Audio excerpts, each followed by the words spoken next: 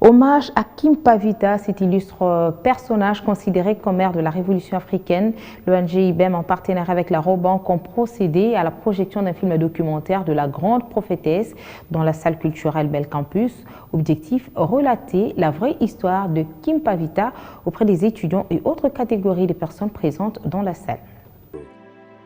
Son nom, c'est Kimpavita. Une étoile révolutionnaire du Congo avec une allure élancée et une prestance de sainte. Il s'agit de Kimpavita, une grande prophétesse du continent africain brûlée vive sur un bûcher le 2 juillet 1706 par le Capucin à l'âge de 24 ans dans la ville d'Evolulu près de Mbanza, Congo, avec son compagnon Baro et son bébé.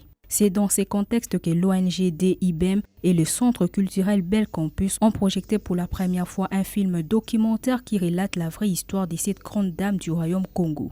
Grâce à l'appui de Robank, partenaire de l'éducation en RDC, plusieurs enfants et étudiants ont pu assister à cette projection pour enrichir leurs connaissances culturelles. La banque est fière d'associer son image de marque afin de promouvoir et valoriser la culture congolaise. Et la Robank est toujours là quand il s'agit de l'éducation. Ça, je peux le dire, ils sont toujours là pour la promotion de la culture. Kimpavita, c'est l'histoire, c'est l'appartenance. En fait, c'est notre appartenance. C'est la raison pour laquelle qui fait partie de l'appartenance se doit d'être là pour suivre et connaître nos origines et connaître comment nous sommes sur les traces de nos origines. La mère de la révolution africaine a libéré la fierté de l'identité noire et porté une foi émancipatrice sur un continent en proie à l'oppression.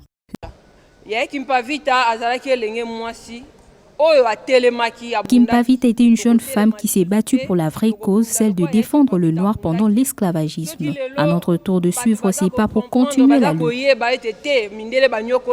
Une histoire inédite que Robank s'investit dans les buts de la pérenniser dans les esprits de Congolais.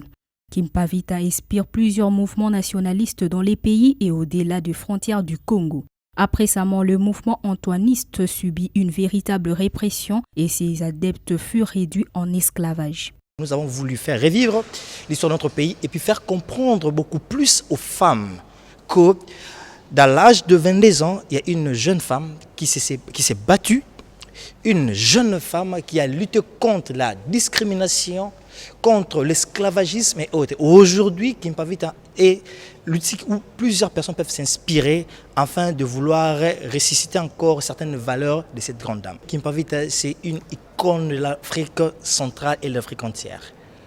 Bien avant projection, la présidente de l'association IBM a procédé à la remise de cadeaux à tous les participants, question de les donner sourire.